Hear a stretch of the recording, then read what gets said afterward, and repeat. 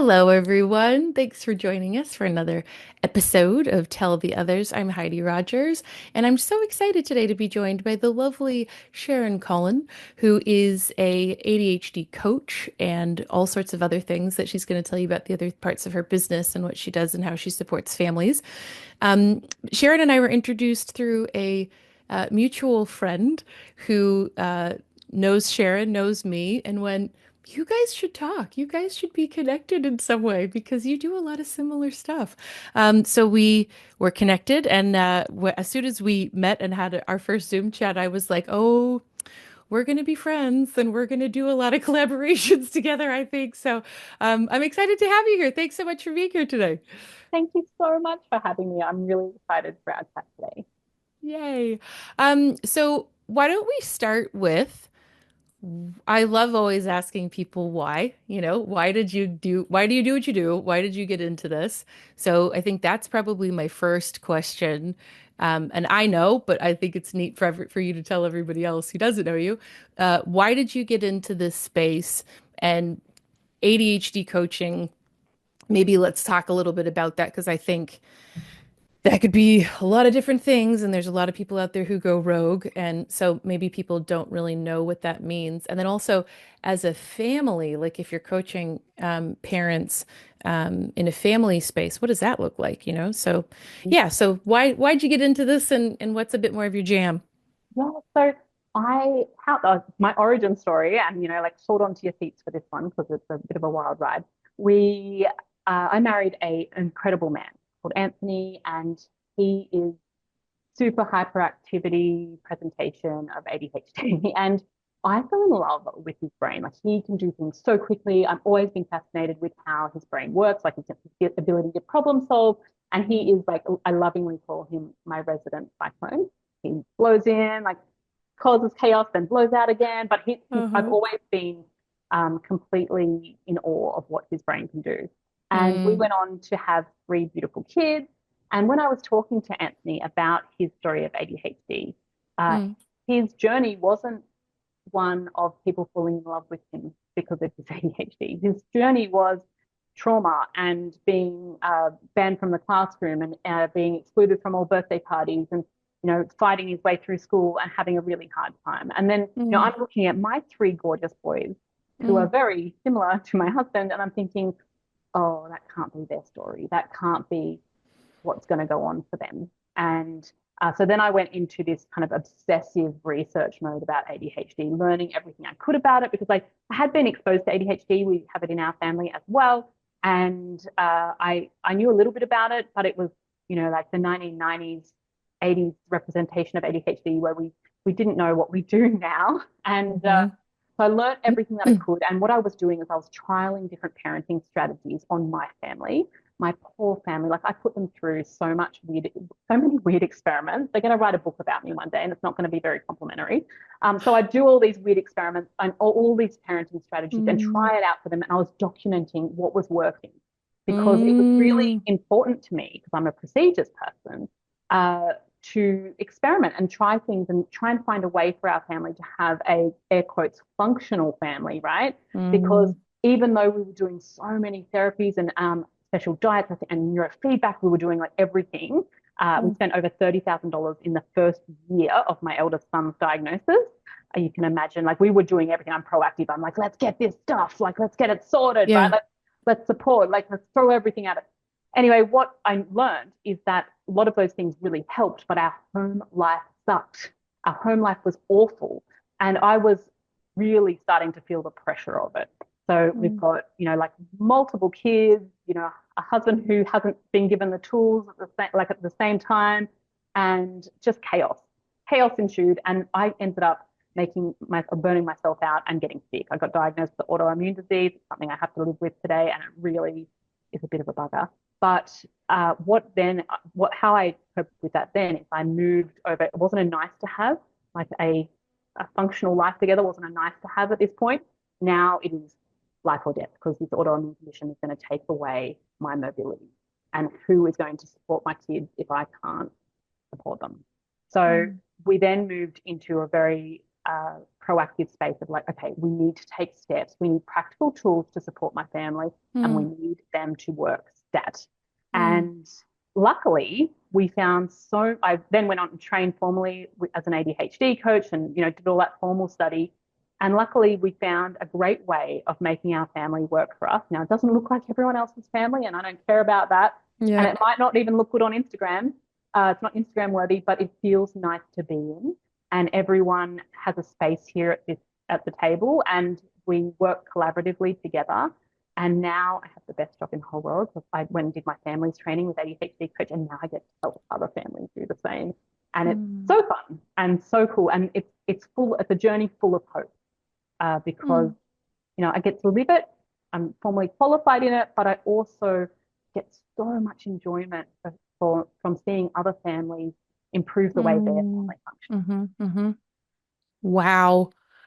I always think that people who have their own story or own experience with something are like the best people to work with. Like, if you're going to get a divorce and, have a divorce lawyer, like, use someone who's been there themselves. Like, you're going to have a baby, see a woman. Like, I don't know. I just think like the gift of tackling problems and walking through life whilst walking alongside someone who's your guide, but also like a fellow traveler is like the best, I think, because so many times, especially with ADHD, I think positive parenting strategies don't work.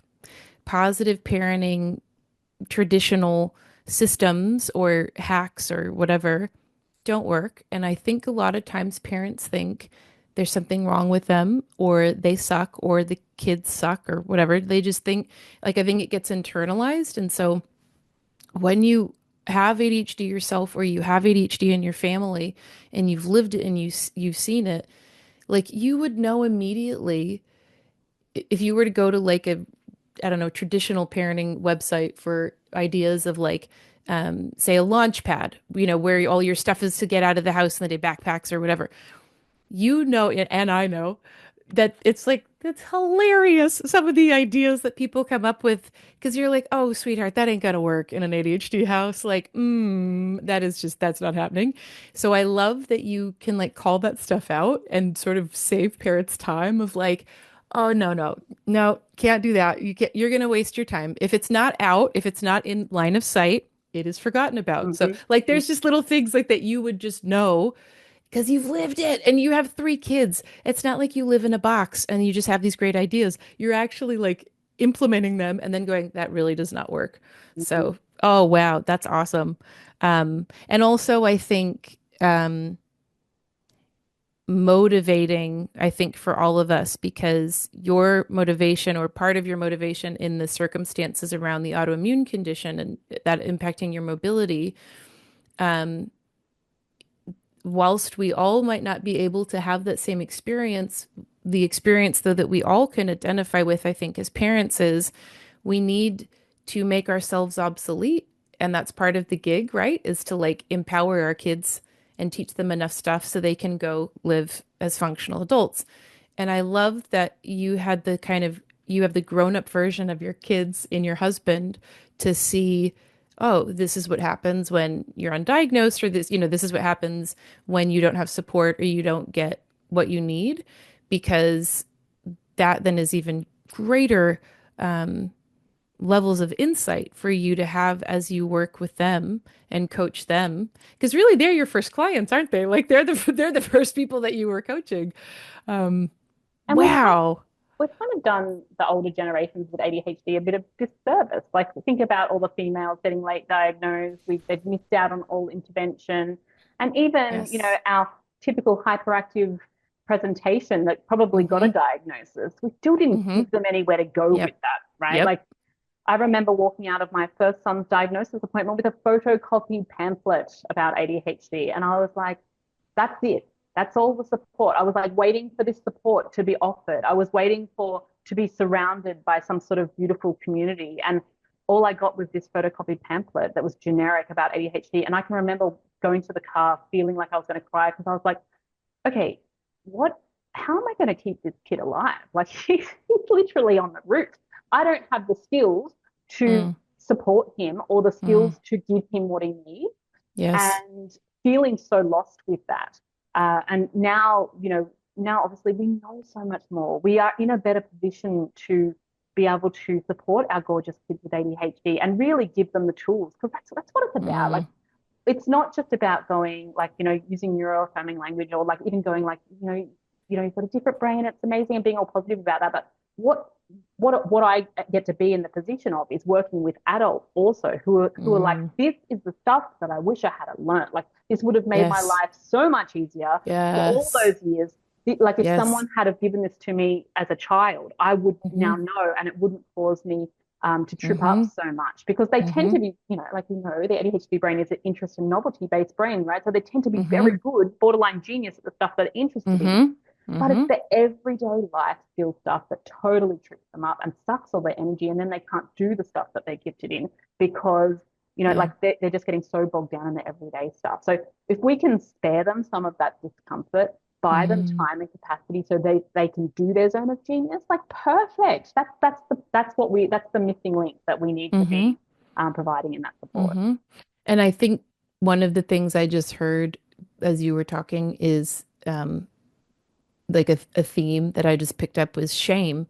And I know for me, being a late diagnosed ADHDer in my 40s, that shame, I think it's probably why I love the topic of shame so much, because it's like such a bestie, because I spent so much of my life in shame, but especially academically, like in school, always thinking I was stupid, lazy, just not very smart. I never thought I was smart because of how the academic sort of institution is set up is not really built for an ADHD brain, but um, lots of things like being, forgetful or messy or disorganized or always being late, like all of these things that happen thousands of times a day for an ADHDer especially, that are just constant micro moments of shame, shame, shame, shame, shame, and I'm bad, I'm stupid, I'm, not a good friend because I was late, or the teacher thinks you're disrespecting them because you're late or because you know,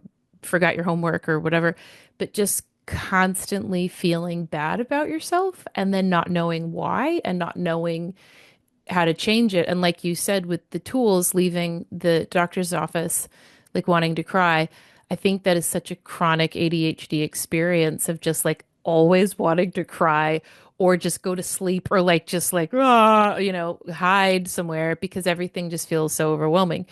And I love people like you that have a procedures or like a systems brain, because that's like such a huge part of what my brain is missing. And I'm so glad that we all exist and there's, variety.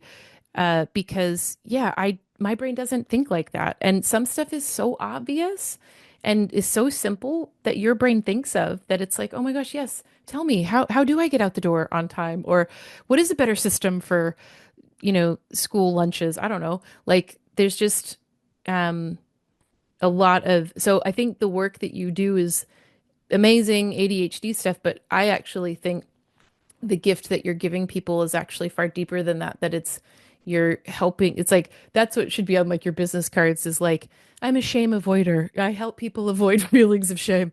That's my professional title. You're a shame consultant, that you help people create systems and stuff in their life so they just get to feel less shame. And like that's rad. I'd love to have 10 less moments of shame a day.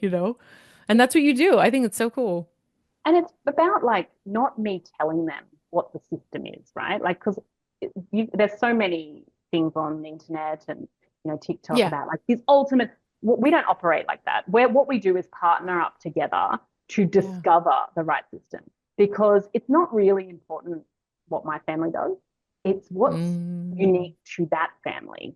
That's the bit, and that's the part that excites me so much about my job, because we get to work together. It's collaborative. And so we can mm, go like, like what are the elements? And the good thing is when you're discovering systems and when you're working on this sort of stuff, is it turns out that there's really clear patterns about what works for each family. So you can, once you get one system nailed, you kind of go, okay, now what we're going to pull elements from that system into these other systems because we already know that X, Y, Z works. And so then it's starts to have a domino effect of like creating other bits of capacity, creating other bits of time. And I never know 100% where that's going to go, but I know that these fundamentals of like viewing it through ADHD lens of going once I start to get that traction and start to see those dominoes falling over and Mm, it all clicking into that family, that's the bit that and you start to see the relief coming over the parent's face of like, oh, we've got something that works, like we're going for that momentum. It's just so exciting and so engaging for me that I mean mm, it's a little bit selfish in me saying like I do it because I get mm, so much energy from it as well. mm. That momentum drives me Yeah. forward and really propels me to keep going. Mm. I totally get that. I mean, that resonates as a therapist. I love my job and it's a bucket filler for me. I totally get that. It is so rewarding and fulfilling to just help people, but like I think helping people in such practical ways is like one of the things that is just so missing, um, especially in this space. Like when we were talking the other day about um, the Christmas preparation period and how it's so stressful, but especially for ADHD families, Mhm. um, all of the activities and like just it's a lot of executive function for December. And A lot. when you were saying that in your membership, you had an event the other night where it was everybody on Zoom and like getting organized for Christmas, I was like, mind blown that it wasn't like a workshop where you were like telling people this is how organization works. It was like, nope, get out your papers and like we are writing lists and we are organizing stuff. Like you were doing the doing, which is Mhm. again what is so hard often with ADHD is to actually sit down and do the thing. So to have that accountability, like I just think it's brilliant what you've built. So if we want to start, I guess, with do you want to just explain coaching and like how me as a therapist versus a coach versus a I don't even know what all the other things are there other things ADHD consultant like I don't even know what all the things are yeah what that means and then like if I was a client and I was having my first session I'm assuming we would talk about what my problem points are but like then what like how do you sort of view clients or how do you kind of tackle it or where do you go That's a at the great beginning. question. And I want to really preface this by saying I'm a credentialed coach. So anyone who's looking for an ADHD coach, because the coaching industry is unregulated. Mm. Anyone can call themselves a coach. And what we have now, because ADHD is so popular, is just people deciding that they're ADHD coaches. So I just want to flag that. A Yep. credentialed coach is someone who has done ADHD specific training Right. uh, to and is ICF, that's International Coaching Federation, Hmm. accredited. Now Hmm. you need those things. So there's only 3 schools in the world that I'm aware of that do that ICF accredited training. ADCA is where I've trained. And so what that is our regulatory body that makes sure that we're not stuffing stuff up, right? And we Hmm. have to we have to credential, like we have it's a full-on process. Hmm. And we want to have that ADHD specific training. So what we are taught is we are taught to view concerns with the ADHD lens. We are taught to partner up with the person with ADHD. So we're like Hmm. the person that walks beside you talking Hmm. about what that is. And then we are also trained in executive function skills and challenges that we know are common with Hmm. ADHD. So the training is quite intensive. So we know that often people with ADHD to varying degrees struggle with emotional regulation, frustration tolerance, short-term memory Hmm. recall, task prioritization, all of those things that we see on like the Brown model of executive function, which I love because it's so easy to understand. And Hmm. then we're taught to support that. And so the next level that you can go to is that families training, which is what I've done. And every coach has their niche. So if you're looking for an ADHD coach, the website is ADHD Coach Australasia. I think it's .org or .net. And if you Google that, you can't be on that directory without being like a Hmm. properly trained credentialed coach. So that's why that's where the doctors, that's where psychiatrists, that's where Mm. everyone goes for that directory. And so what that means to be a families coach is it means that you are looking at the whole family unit. So it gives you are able to work with children directly, which I don't tend to do. I tend to work with the parents. I love I love the results that I can get with the parents who are there all of the Yeah. time. Yeah. But you're looking at the whole family dynamic. I'm looking at how things work, how that family interacts with each other, where we Mm. need to put our energy first, because we can't tackle everything all at once. That's too overwhelming. My job is to take overwhelm away, not give more. And Yes. and then coming in with anything that's capacity building, anything that's like a structure that's going to buy time and energy. Because these families, the ones that Mm. I work with, are often really burnt out. And so if we throw everything Mm. all at once, whew, no, we're not going to do that. We're just going to do one thing at a Totally. time and systematically go through it. So how that process works, Mm. because you asked that question, is they Mm-hmm. would contact me. We would do a discovery call. I would assess in that free discovery call what that family requires. And Mm-hmm. sometimes it's like, no, I need to refer them to a person like you. No, I need to refer them to a developmental P, like, or a psychiatrist. I'm Mm. very clear about what I actually do and what I'm trained Mm-hmm. in. I'm not trained in Mm-hmm. trauma. So I'm Mm-hmm. not going to support someone with trauma because that's Mm. your job. Yeah. Like Yeah. I'm going to refer them to the right person. But if Yeah. someone says, like, I just can't get out the door in the morning, I feel like I'm always running, but I'm not getting anywhere, that's Yeah. like, I'm like, oh, you're in the right spot for that, right? I'm Yes. like, you need systems. I'm the systems queen, right? This is how my brain works. And so what we then do is we have our first intake session. So we get a detailed history and we work out exactly what we're going to target. Because I'm so Mm. task orientated and I'm goal focused, I want to know exactly where the success markers are. So where are the friction points that we're going to put some scaffolding around? And then one by one, each session after, or via any of our memberships or any of our products, we hit it. So we make sure we reach those goals. We don't stop Mm. until we get the right thing in place, not just temporarily because things work until they don't, but the Mm. actual, I love the quote, my favorite quote in the whole world is, you don't rise to the level of your goals, you fall to the level of your system. So having, Say that again. Wait, you got to say that again. you don't rise to the level of your goals, you fall to the level of your system. It's, That's good. it's James That's Clear good. that wrote that. And Ah.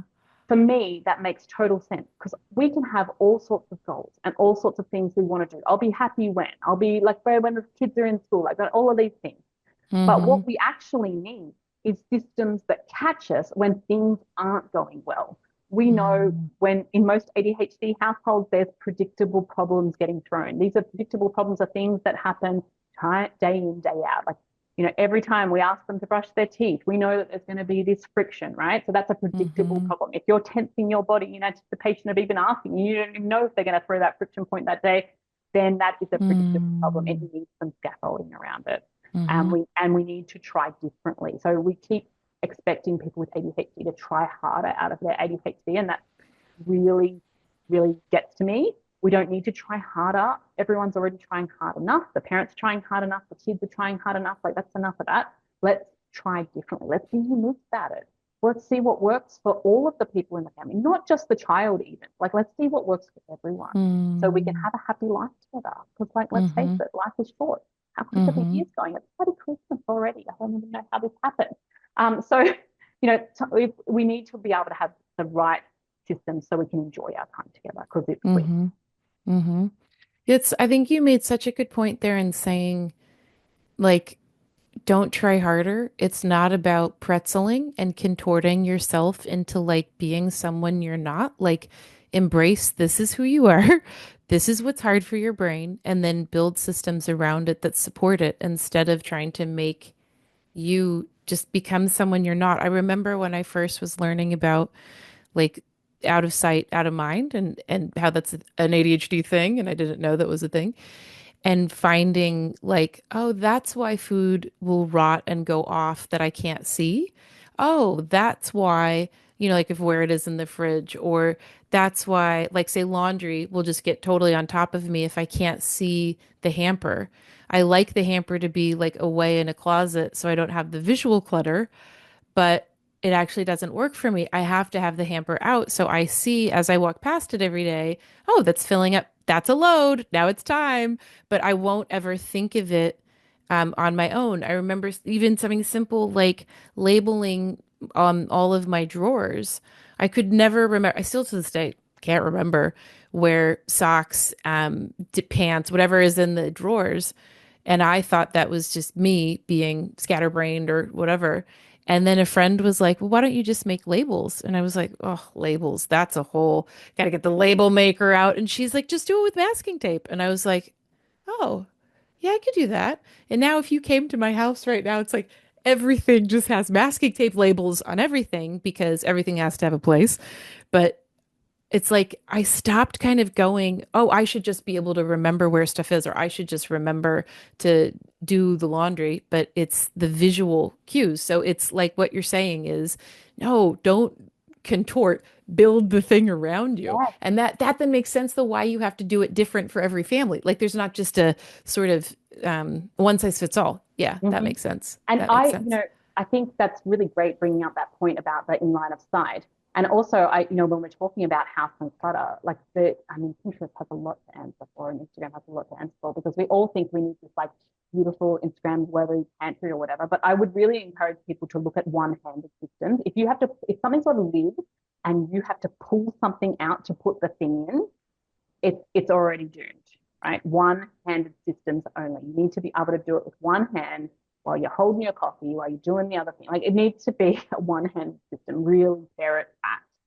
Gosh, that is I've never heard that before of the one-handed system, but that is so, I'm just thinking of all of the ways of like systems I've tried in the past that have failed. Why? Because it was not one-handed. It Mm-hmm. required too much. Even um hand lotion. I wanted to put hand lotion next to my bed, so before bed I would put on hand lotion because my hands are dry all the time.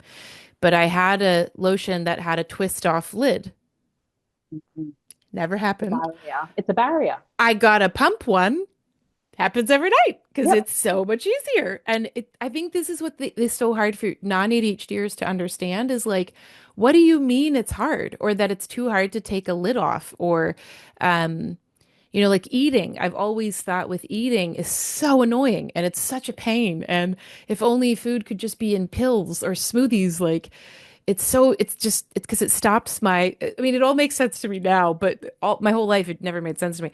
But things like that of realizing, oh, I need to just like embrace that this is how I am and put systems in place. So the stuff that I cook is easily reheatable or is fine cold or is in little bite-sized things to grab.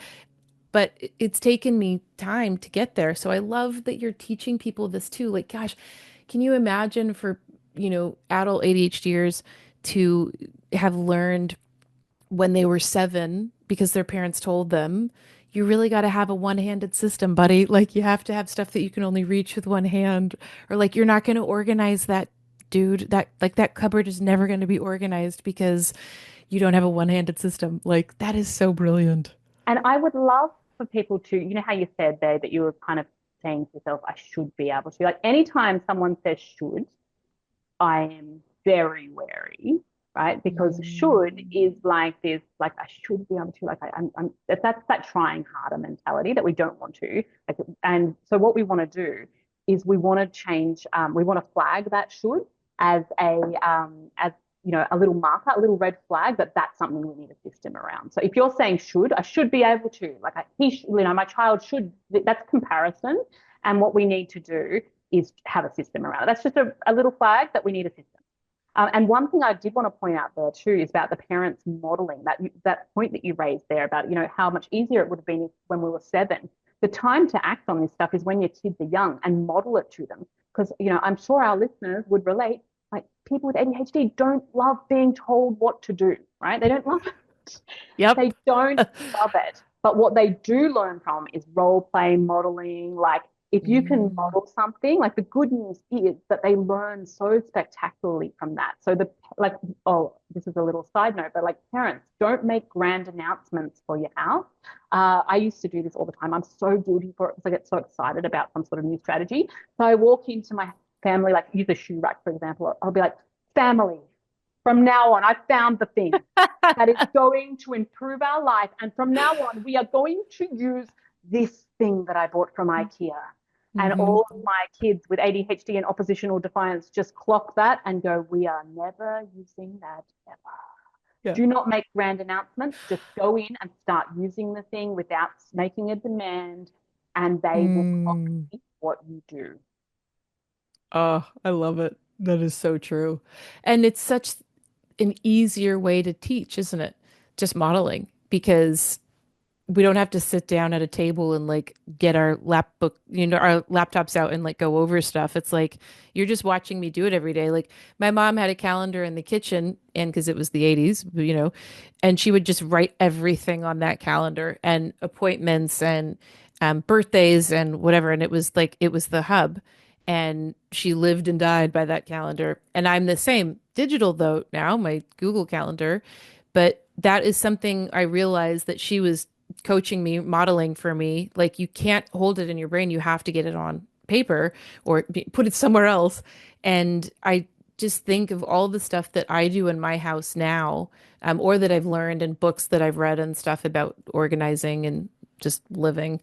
Because I think that's one of the things that's so hard with ADHD is it impacts just living, like daily life and functioning and hygiene and grocery shopping and cooking and cleaning. Like there's just so much basic stuff. And I think that's why it is so frustrating and so hard to live in an ADHD household because it's not like, I don't know, it's not like something that is outside of the home. It's an always present thing. And how you were saying earlier about the like, your brain it's a superpower and ADHD is so cool.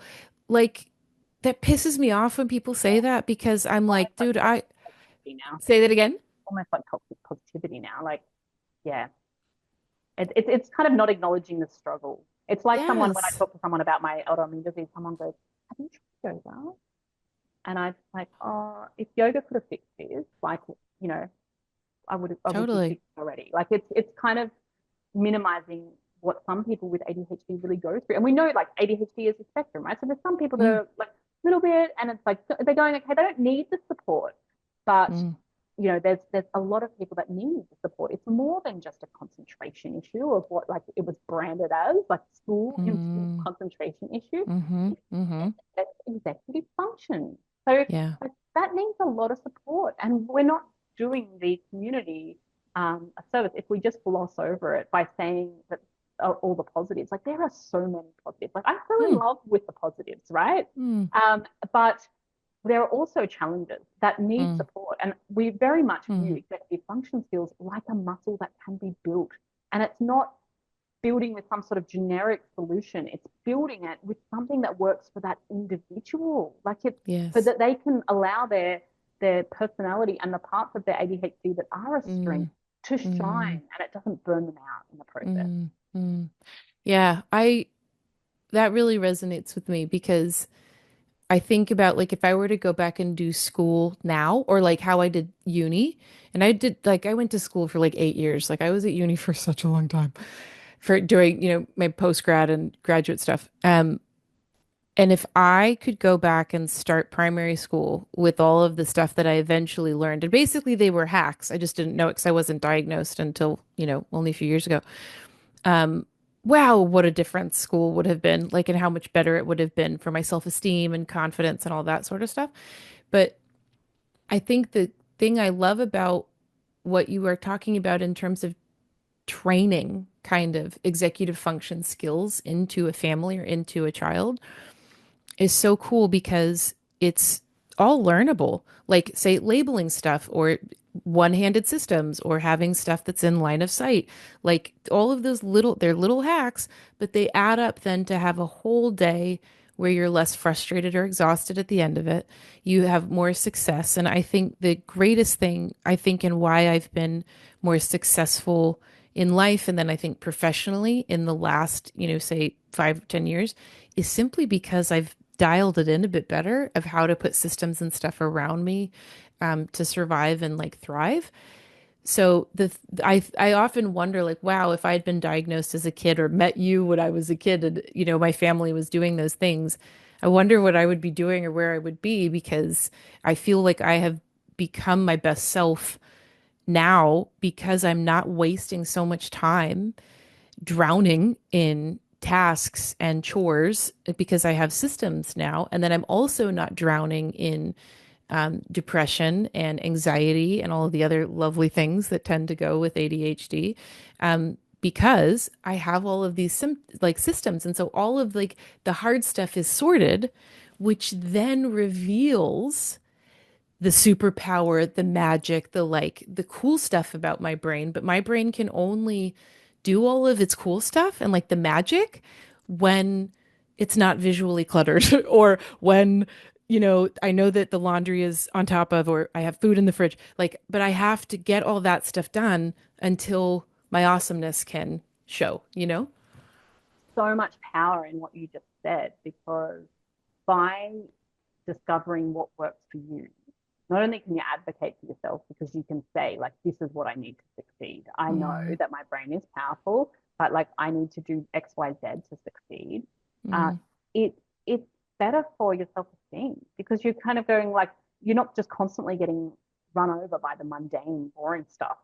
You can yes. go like, this is what I need to succeed, and that's fine. We're viewing it with curiosity, Hmm. like we're just going, okay, this is what I need. And how beautiful to know that. Like there's Mm, so many people running through life that are getting bowled over by all of this like yeah. mundane, boring stuff. Like I don't know if you know, but like we absorb now 74 gigabytes of information per day, which is more than our ancestors did in their entire lifetime. So you add ADHD to that mix, and, no wonder people are feeling chronically overwhelmed. Like, this is not good for anybody. We're absorbing so much more data, and we're expected, like, at the start of my son's school term, we got 47 school notes from all the schools. Like, 47, that's a full time job, right? To imagine how much executive function that requires to keep track of all of that.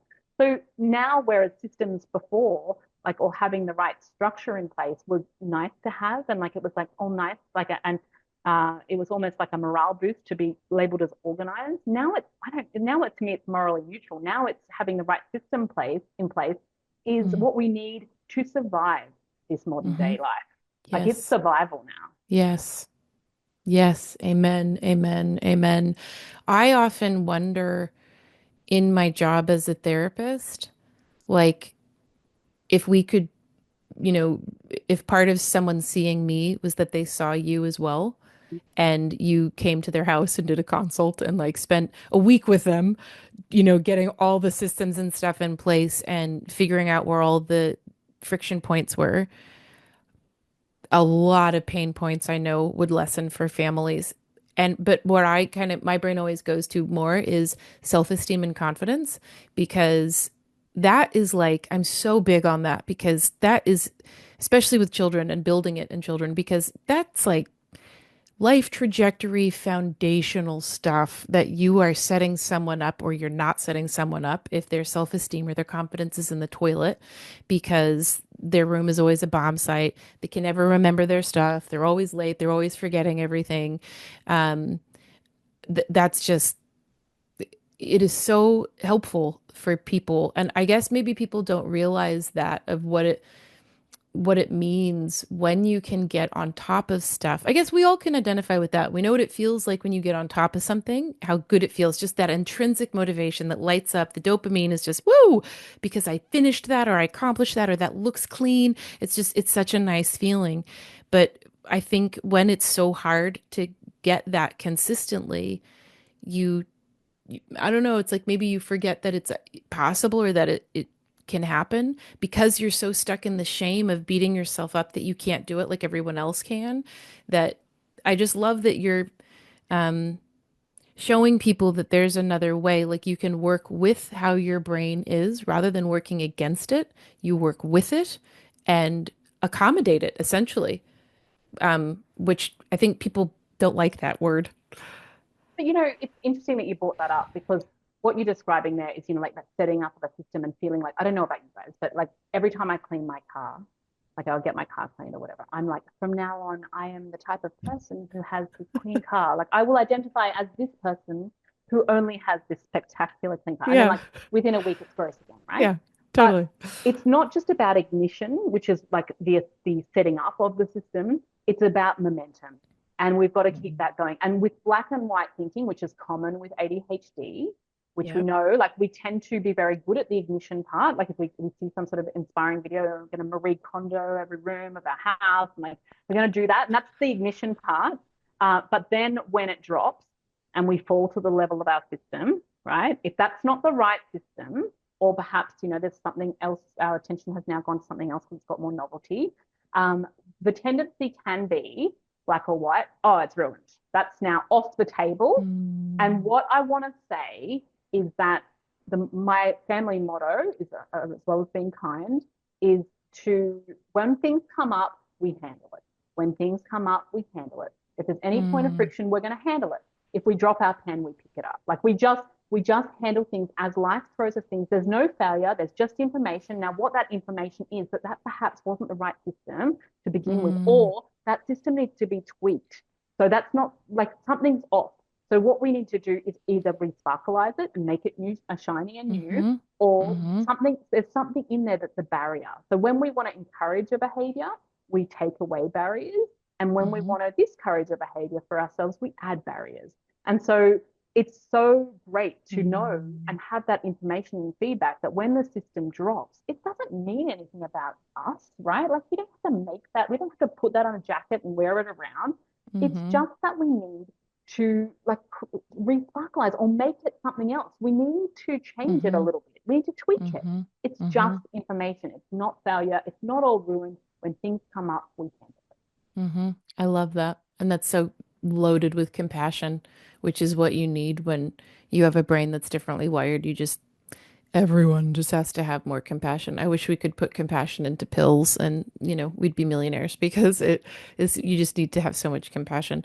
So when you are looking at systems or, wanting to support a family, do you have some practical takeaways like that, even just the few things that we've mentioned so far of like one-handed systems?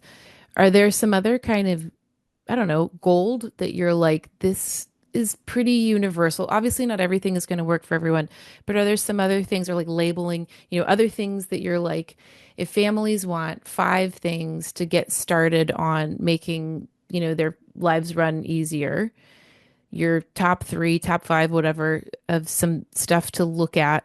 I loved what you said earlier about the shoulds. Like whenever you hear yourself say, I should, whatever, looking at that and using that as like a pin marker that this is something we got to change. I remember telling myself, I should be able to eat breakfast. I should be able to make enough time in the morning and to structure things so that I have time to have breakfast. I'm 44, like, and I made peace with my breakfast thing a long time ago, mainly when I married a lovely person who kindly will make me a smoothie the night before. So there's smoothie, that are loaded and they're filling and they're healthy and there's, fruits and vegetables. It's also how I get a lot of my vegetables, is loaded and ready in the fridge so that I can take it while I am driving to wherever I am late to, because then I at least get breakfast rather than not having breakfast for the majority of my life because I never had time.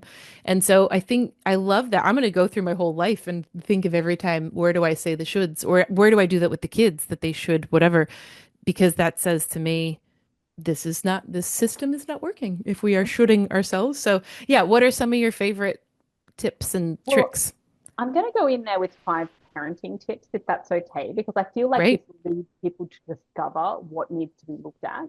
And Love we it. know there's some generic things that we know, like labeling, we know really, really works well. Anytime that you have to do something more than once, like, and if it's something that's hard for you, like remove those barriers, like make it as easy as can, just like you did with the labeling the drawers.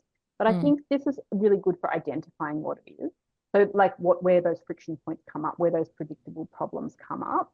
mm, My first parenting tip is really to learn as much as you can about ADHD. There's so much mm, misinformation out there. We mm-hmm, know that America, in the US, they did a survey last year and about TikTok and ADHD, and 50% of the information about ADHD on TikTok is actually incorrect. So yeah, be careful about where you're consuming your content. We need to learn about ADHD, but also we need to learn about ADHD, how it relates to your family, because uh, mm, this is a thing that I see a lot of parents trip up on. They have mm, ADHD themselves and they assume that their child's ADHD, what works for them is going to work for their child. Now, yeah. like if there's one thing I know about ADHD, it's situational, it's variable, and everyone's like it doesn't come to the party alone. It brings friends. Like different people have different co-conditions going on, and Hmm. we really need to honor that individual and how their brain works. We don't want to make assumptions about what's going to work for them. Uh, Yes. the next one is go for the low hanging fruit. Change your environment. What's the one thing that you can control easily without doing any sort of, you know, Yes. intense psychological strategy? The low hanging fruit is environment. So looking around your home, what is that? How can we tailor that to suit the individuals that are in that household? Now, Mm. this is where you come through with your labels, and for some people, timers Hmm. are like some people timers are stressful. So I want to preface this. Other people thrive off a bit of urgency. Now, urgency and emergency we tend to do very well. Pressure, no, no pressure, no. Urgency Mm. and emergency is different. So things like I always put the washing on and then I walk away from it and I forget about it. Then something as simple as if you're okay with timers as a person, something as simple as these Amazon ones that count down. Now, these are magnetic, they stick onto the front of your washing machine, and you set the timer for how long it's going to go. And these little buggers just keep going off until you go and get the put it in the dryer, right? So it's so good because you already had to get up there. And by the time you go to switch it off, you're like, oh, I may as well. Now, you might need more barriers, like depending on the individual, removed for that to actually work. But I just want to Mm. flag that as a little system. For we know it's a common thing. Everyone puts the washing machine on, walks away, or goes out, or whatever, and forgets about it. So that's just that little thing is enough of the system to get it to go into the dryer. So that's one little thing. So tailor the environment is my step two because Hmm. that's the easiest thing to control is our Yes. environment. And whatever that looks like, it doesn't have to look like a show home. It doesn't have to look like anyone else's home. It has to look like your home that works for you. Mm. Number three is really going at, like, I'm sure that you do this with your clients. Like we see behavior as communication, right? So if something's Mm. not working, it's just communication that they don't have the skills yet. So Yes. when we turn our attention, that old saying of turning towards with compassion instead of turning away with judgment, you know, Hmm. we're just going, oh, okay, there's something that's going on. I wonder what's going on for them. I wonder what skill we need Mm. to support them with. Often Yes. it's just a skills deficit. And we can go, like, I hate that word deficit, but often it is. We just need to help them upskill whatever that is so they can have the confidence to advocate for themselves or create a system or whatever they need to be able to succeed in that situation. Because no one chooses to fail or struggle. Like, no one does that. It's not human nature. We always choose the easy road. So what is it that we can make that road easier for them? Like, Yes. let's go with human nature. Human nature chooses the easy road. So something about Totally. that road is hard. So we need to work out what that is. I Um, think that's you just made me think of Ross Greene and his book The Explosive Child, which is, in the Bible realm of a lot of ADHD it families, sure I think.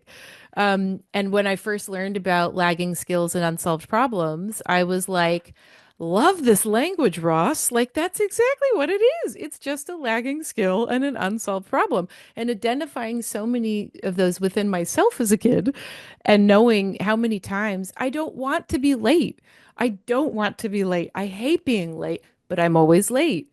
And I don't like it either. And it's not that I don't respect your time, other person. It's nothing about you. It is completely about how the whole thing works. And I think when you identify it as it's just a lagging skill, Heidi, it's just an unsolved problem. It's a problem we haven't figured out yet.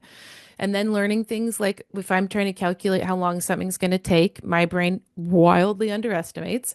And I have to go, whatever I think it is, I multiply it by three. And that is more likely what it's going to take. Or cramming too many things in the day. So instead of doing a list of 20 things that I totally could do today, I just pick one. And there's little, like you were saying, you view it more as a skill that you're trying to build. And so just say that I now multiply everything by three of how long something is going to take. Like even today, I have to go return something at the mall at Chadston. And I was like, that's only going to take me like 30 minutes. And I was like, Heidi, it's December. Like, you're not going to get in there, park, walk in, do the return, get like, you're not doing that. Like, you're nuts. You're delusional. So, but then when I went, I think it's going to take 30 minutes. I went, oh, multiply by three. Oh, I was like, oh, yeah, I don't have time for that. That's, that's too long.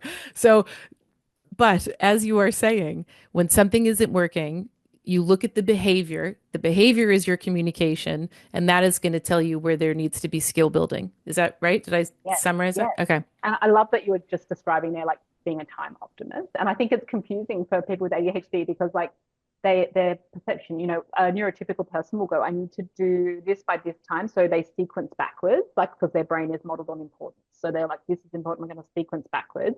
The ADHD brain isn't wired for that sequencing. So if you Mm, think about like how we triage what we're going to do and our tasks, if you picture that like a hospital room, mm, and the nurse, you see at the start, like before you go into the hospital, you see this nurse and she's the triaging nurse and she decides how sick you are and what happens. So if you're like, you're really sick, you're going straight through. If mm, you're like a little bit sick, you can sit and wait for a little while, but the action's going to happen quite quickly. If you're like, some people sit and wait for hours, right? She's triaged you as low importance. Now, the ADHD brain usually has a nurse who's like, come through, fine, all of you, come through, it's fine. We're all gonna be seen at the same time. Like the triaging nurse is very welcoming, and I love that for her. But what we want to do is we want to have like that little second question. You know how you're saying like you're actually questioning yourself. You're like, actually, I timed up by 3. So what is that? Oh, okay, I can't do that. So that is you overriding that very friendly triaging nurse mm. and just going, hey, like actually that can't happen today. And that is like triaging and sequencing, which we need to, like, it's a skill, right? Like it's Mm, nothing about us. It's just that mm, your nurse is super welcoming and that's mm, fine. That's fine. mm, But we want to have some sort of like mm, like that internal system of going, And sometimes we'll mm, catch it and sometimes we won't, and we'll just let everyone. mm, And that'll be a good reminder for later, that she's super welcoming and it's cool. So mm, we've gone with skills. Number 4, I think that this is something that like teachers, parents, all of us need to lead with is when we're working with ADHD, we go in with connection first. If we go in with mm, a correction first, our kids, like for the parents listening, like have you had those years where your child really excelled at school and perhaps like, I don't care about academic stuff, but like really had a good relationship with their teacher and mm, they enjoy going to school. And then you get a teacher that didn't establish that connection and all of a sudden you've mm, got problem after problem after problem. That mm, is because our kids are connection kids and they mm, need to feel that connection. And it's the same at home. So when mm, we're talking to our kids, and even if something's going spectacularly wrong, and believe me, I spend my fair share of time up at school and, having these discussions with my kids, my goodness. Um, if we go with connection first, we mm, always get a better outcome. If we go in with that correction, mm, it's doomed from before we even begin. mhm. Yep. I think because to drill down or deeper into what you're saying, what I think you just identified is ADHDers feel chronically misunderstood because they also don't really understand why am I doing the things that I'm doing? Why am I forgetful? Or, whatever the thing is, they don't understand it either. But I think one of the things that is so frustrating is when someone tries to tell you what they think your motive is or what you were thinking or why you did that. It's enraging because it always comes with like a negative or nefarious kind of, you think I'm being rude or you think I'm being disrespectful or you think I'm like trying to be this way. And so that chronic feeling of being misunderstood is, I think, something that we're always fighting against within ourselves and then with other people. And so if you have a teacher who sees you or a parent who sees you, who gets you, who always is giving you the benefit of the doubt, who's always giving you the most generous interpretation and saying, like say with impulse control, like, but I know that as soon as those words left your mouth, you regretted it. I know that as soon as, or you hit, or you threw the thing, or you broke the, TV, I know that as soon as it happened, you didn't like that either, bud. Because I know you're a good kid, you're just having a hard time. Or I know that, I don't know. It's just like that framework of saying, I mean, and that's something I teach all the time as well, that you always want to do connection instead of correction. Um, because I think the other part is a lot of people don't realize how often an ADHDer is corrected. And in one of your other podcast episodes that I was listening to the other day, I think you mentioned that quote about how many times an ADHDer is corrected. Do you remember that? I can't remember what it is I off the top can't of my remember head. that, but it is like significantly more. Like I think it was like something like 120,000 more corrections by the age of 12. Like it's like significant. And this is why we see that like kind of throwing up of our hands, like, and even the development of RSD, like rejection sensitivity dysphoria. This is the breeding ground for all of that stuff. And Mm, in the hidden meaning of it is that you can try harder out of ADHD. And that's not what we're about. We're saying you need to mm, train differently. So we're trying to give our kids, mm. essentially the hidden meaning for themselves as well. It's like we're trying to teach our kids to recognize won't from can't as well, and teach our parents and teach the teachers to recognize won't from can't. Because if we Yes. keep leading with they won't, like it's some sort of them just deciding that they're not going to participate or deciding to throw that challenging behavior or deciding like Hmm. that's not where it's at. I've got to tell you a personal story if that's okay. Mm. Yeah. Um, so I had a call from a teacher last week, and they were like, "This is my high schooler. They're breaking pens in class and spraying ink all over everyone." And I was like, "How many times like pens? How many times is this happening?" So I'm asking Like questions. snapping the pen? Yeah, Like, snapping the yeah, pen and yeah. then Uh-huh. flicking the ink everywhere.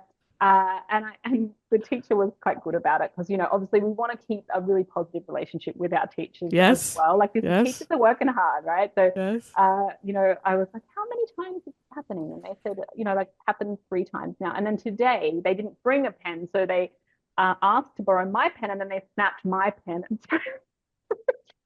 Oh. And so, I had to say, look, I'll have a chat and we're gonna handle this because when things come up, we handle it, right? So Yep. we're Love gonna it. we're gonna have a discussion about it. So Yep. the first thing I do when my little guy comes home is I have a chat. Hey mate, what's like establish connection. Well, how's your day? Hmm. Have that connection moment first, and then go Hmm. in with like, like I noticed, I've heard a little bit of feedback about the pen situation. And like you can tell me a little bit about what's going on for you in that moment. And anyway, through that drilling down and having that discussion with him, it came out that just the content was just too hard. So what he's doing is trying to get out of the class because that subject Mm. is hard for him. So what do when you want to get out? Create something you need to go and wash your hands for, right? And you create a bit of Brilliant. a mess. I mean, That's that's actually really smart. That's actually a smart. really great adaptive response. It is great, right? So, but now, had I not had that conversation, I'd just gone in with discipline for Mm. which I hate that word. If I'd gone Yeah. in with a consequence straight away, right, I would never have found that out, and I Yeah. would have just yelled at him about the stupid pen. So Mm. what I did is I talked to his teacher. I arranged some extra support on that subject, and I bought that teacher a whole box of pens to make that up to that situation. Uh, but I wouldn't have known had I not gone Mm. in with connection first. Because if I had gone in there with why are you breaking pens, like you know better than that, rah, rah, rah, he would have just shut down. He wouldn't have talked to me about it, and we will still Hmm. have broken pens. Yep. And that is a case study that speaks volumes across a lot of things, but definitely around connection over correction. And I'm a big, big, big, big teacher of that too, in saying to parents, if you don't have a good relationship with your kid and you don't have connection, they ain't gonna tell you that they're at a party right now and everyone is drunk and they don't know how they're gonna get home, or they've made a bad choice in some way and they need your help to get out of it. Like they're gonna wing it and they're gonna navigate it on their own. And I mean, that's at the extreme level, but going down to this level of depends, it's like, what an opportunity of you doing like exactly what you and I both teach, which is the behavior's the iceberg, and you zoom down and zoom out and look out what's going on beneath the surface. Because you could have bought him a bunch of fidgets, you could have done a whole bunch of different things, but by meeting him with a compassionate heart and going, what's going on with the pens, dude? Like Yeah. that enabled him to, and he wasn't shamed, so that enabled him to open up. And how great too that he was able to reflect and notice in his body, or to notice like it's because I'm actually overwhelmed because the content is too hard. Also, why did he say that? Like, why was he able to articulate it? Because you have a connected relationship. If your whole history had been consequences and discipline and strict and shamey, he wouldn't have told you. He would have said, and just would have sat in his little shame hole.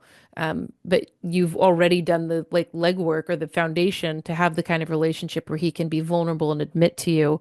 The content was actually really hard. I was feeling stupid. So, I mean, you then probably made the deduction of how he was getting out of it. But what a cool story. And also your observation of won't versus can't. You could have looked at that situation and gone, he just won't stop breaking pens. He won't. I mean, I have parents all the time that in our first session, they'll open with something like that. He won't stop breaking pens. And I'm like, is it that he won't or that he can't? And you got that immediately that no, this is just that he can't. And we got to figure out what that's about. Awesome. Okay. I love that. That was number 4. What is 5? 5 is simple. 5 is that try differently. Okay, so we're not going to Mm, try harder. It's so important, and this leads into every system that we would ever create for anything. yes. Is is you don't need to try harder. You're trying hard enough. We're just going to try differently. It doesn't matter how it looks to others. We're going to try differently. So a great example of that, if you don't mind me sharing, Yeah, is go. like brushing teeth. I was working with a family that their little guy had a lot of problems with brushing his teeth. Didn't like it. We were looking at barriers, so we're always looking at where the barriers are, where the Mm-hmm. friction points coming from. Obviously some battles we let go because we don't need to fight every battle, but this one had consequences for his health, and so we thought, yep, we need some scaffolding around this. And Mm, so we looked at the barriers and we were consulting the child and with the parents as well. Now, the parents had assumed that it was a sensory issue. Now, they had decided because he had sensory processing disorder that it was the feeling of the toothbrush. Okay. Now, this is not where the barrier was. And I want to like mm, highlight that because we do this all the time as humans. Our brain looks for reference points and we're like, that is why. I know my yeah. kids, I do it all the time. Yeah. I still watch myself. It's so annoying that I do that. Yes. But like I'm like, that is why they have this problem. So I'm going to go and buy all the different toothpaste and we're going to find one that we like. We're going to try all the different toothbrushes. And, it's not where the barrier was. The barrier was that the toothbrush was actually, this little guy would come downstairs and eat breakfast. And then they would get him to go back upstairs to brush his teeth. Now, that was the going back up was the part where the barrier was. Also, the fact that the toothbrush was stored in a drawer. So it wasn't in line of sight, but it Mm, was also the barrier of physically walking upstairs. It didn't like that part. And we wouldn't have known that had we not collaborated with the child. So what the solution was that the child actually came up with is they were quite good. They already had the pattern established that they sat down to eat breakfast, which, for a lot of families, that's not that's a step that they also need to work on is that mm, whole, having a mouthful running around the house doing laps, mm-hmm. Mm, thing that they often bring to coaching. But is that we would keep the toothpaste on the center of the dinner table, of the dining table. And so the toothpaste mm, sits there. That's just where it lives, right? That's honoring what his yep. brain needed. So he ate breakfast and straight away he brushed his teeth. Now it didn't have water, it didn't have whatever, it was just that action, but that was enough to Mm, satisfy both the parents, the health requirements, because we know that the action of brushing is what's actually important there, and the child to have a system that had a bit of legs because we check back in on our systems, right? This is like the mm, one thing that we do really well in the membership is we're constantly checking back in on our strategies. And so mm, it removed enough barriers to make it a successful system. And there is a bit of a limiting belief around people with ADHD. They often tell me that I can't establish new habits. I tried X, Y, Z before, and that didn't work. So now, they get this mm-hmm. limiting belief thing. I Mm-hmm. want to really reassure people that that has not been my experience with any of my coaching clients. They can actually establish new patterns. I don't love the word Mm, habit, but they mm, can actually establish new patterns. mm-hmm. They need a little bit more support and they need a bit more tailoring to establish the patterns. Mm, But the mm-hmm. good Mm-hmm. news is they tend to hold on to patterns longer than neurotypical people. Like a good example of this is mobile phones. Now, people weren't born with a phone in our hands, but yet turns out not a lot of people with ADHD lose them. They lose them once or twice, and then we're really good at knowing where those are. That is a pattern that we've established Mm, because it's we've been able to develop that pattern. Same with handbags. Same with we're all running patterns. Like when you brush your teeth, how many times you rinse and spit is like a full on mm-hmm. pattern. Like I do 3. I don't know why I do 3, and if I do 2, it feels off. Yeah. Something's wrong. Now that Yeah. is perfect example of a pattern that has been established that I do 3. Mm, And we can use that and use that part of the brain that runs those patterns, because we're all running Mm, patterns. It's just whether they're helpful patterns or like mm-hmm, unhelpful patterns. And we can use that. I want to reassure people that that limiting belief of like, I can't do that, throwing their hands in the air. I've tried that before. No, what we tried mm, before wasn't the right thing. That's just information that it wasn't right. So something mm, was off about it. We need the right thing. mm-hmm. I think you're right too in highlighting that it's like to me, we're not asking the right questions, or it's like I have to ask better questions to drill down and figure out what is it that is the roadblock. Like, because like you said, they were assuming it was sensory and why he wouldn't brush his teeth, but it was actually more of a logistical thing and not wanting to go back upstairs by himself.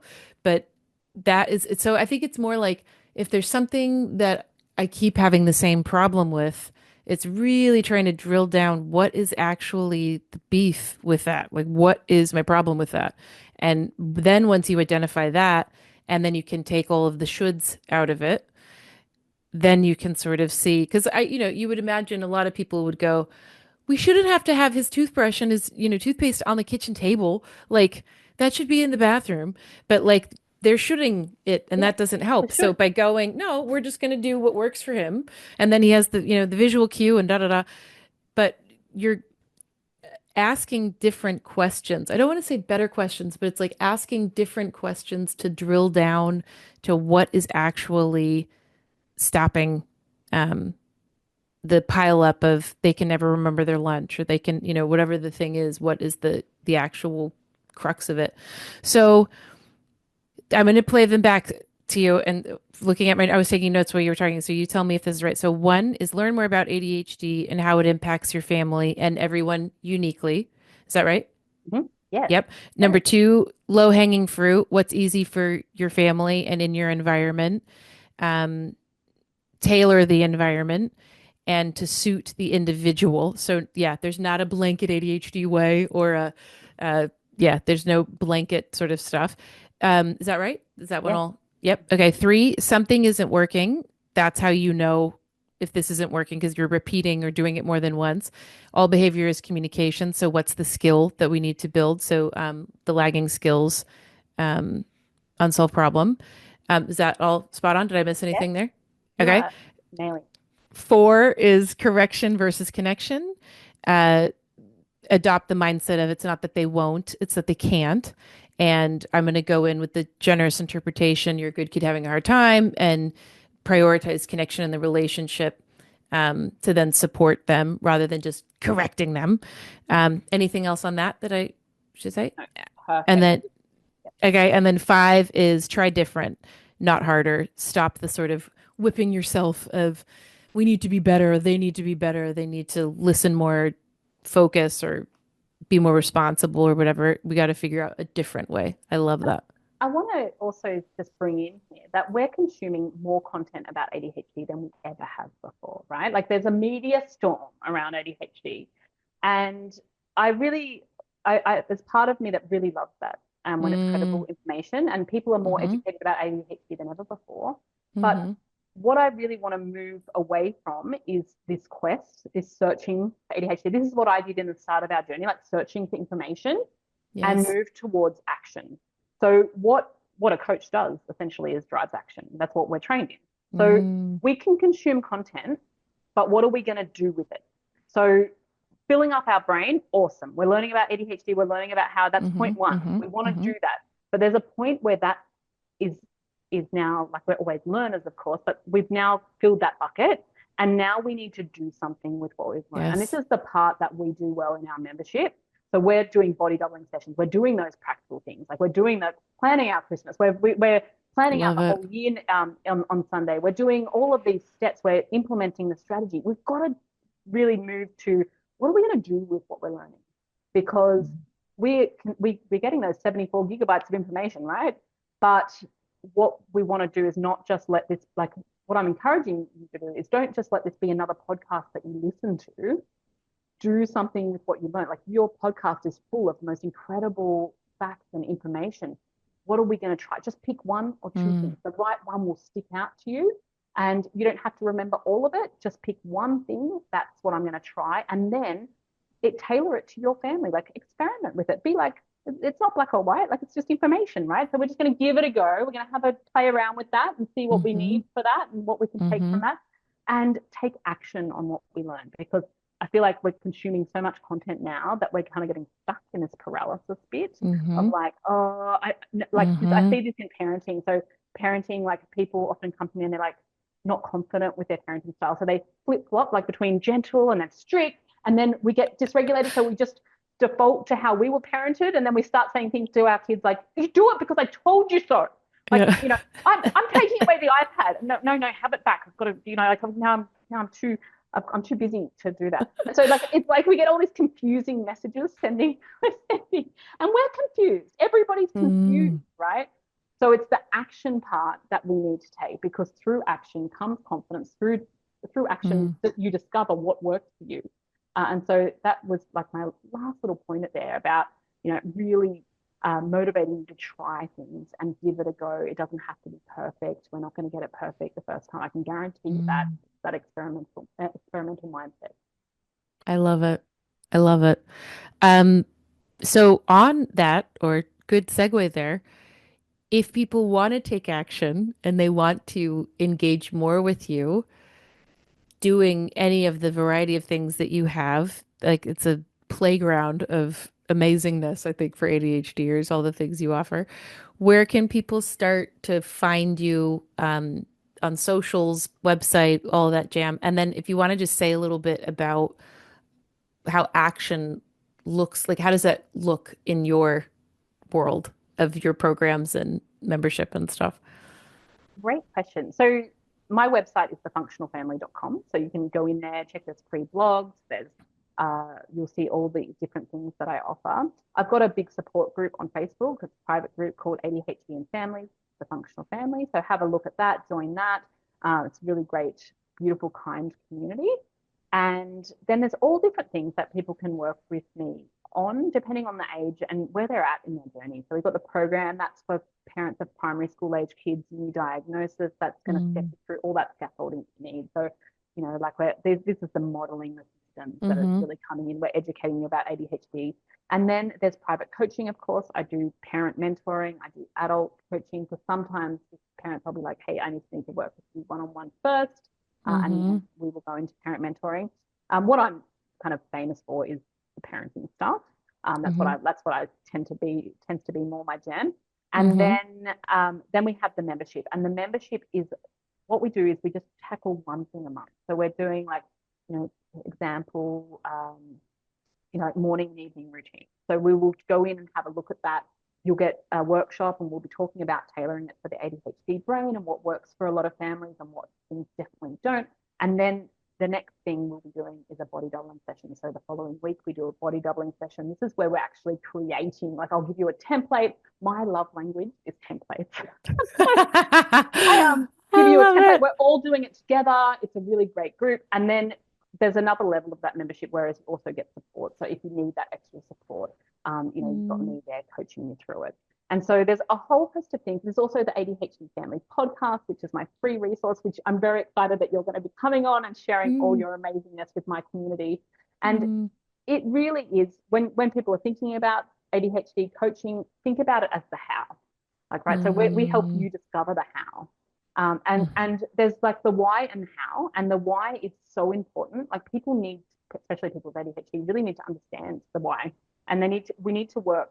All the therapists need to work together mm, to give everyone the the right support. I mean, we're chronically under supported ADHD, mm, uh, but sometimes we need the how to, or we need the how a little bit first to create capacity so we can be in a position to understand the why. Because if we're so burnt out and we don't have any time, we feel like we're constantly wheel spinning and not getting any traction on anything. Sometimes mm, it's easier to go for that environment thing first, and then we have a bit of capacity, and we can then go and see like someone like yourself and get that why and really understand and really get that support. So it's kind of like um, all the like beautiful therapists like us working together, or a coach and a therapist mm, working like us together is perfect. That's what we all need. We want to throw as much mm. support and different times for different families. Like you don't have to Yeah. do all of this stuff at once. like don't be like me and do the 30K thing in the first year and burn yourself out with all like running everything and all at once. It's about like going, okay, what's coming up for us at the moment? This is what we're going to handle first, and then we're going to do this, and then we're going to do this. It's not Hmm. supposed to be overwhelming. Hmm. Yeah, I agree with all of that, and I love that you are a guide on this path for so many families because it's a lonely place for a lot of families, like it was for you when you walked out of the doctor's office. Like it's definitely a lonely place for a lot of people, I think, especially when they're starting. Because it's like you don't even know what you don't know. You don't even know what to ask. You don't even know what the options are. So I think that's such good work that you are bringing to the world to um, just ease the suffering and to just lessen the suffering for so many people. That's big work and huge because it's legacy stuff too, right? Like it's you're teaching parents who then teach their kids who then teach their kids, you know? Like that's really cool. Oh, it's so fun to chat to you today. Thank you so much for your time and for sharing just all the stuff that you've learned along the way and just all the validation. Like that's something that I'm really taking away from this conversation is you are validating of the ADHD brain and you don't see it as a problem. You see it as a different, unique brain that just needs different supports.